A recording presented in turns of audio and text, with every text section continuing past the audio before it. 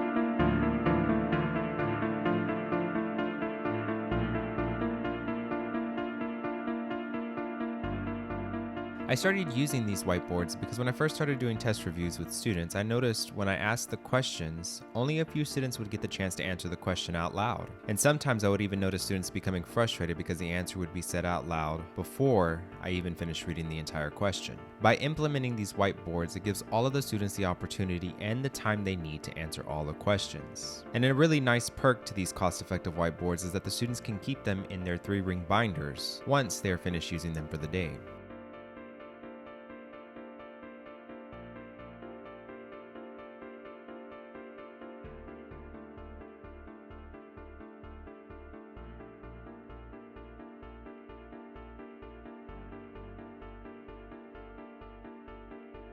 Another way you can use these is by inserting any type of labeling worksheet inside of them, and then using them to label and memorize whatever structures you would like.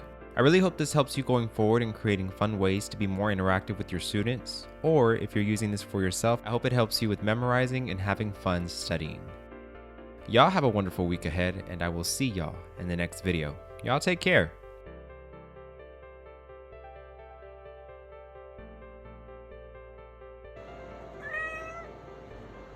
What?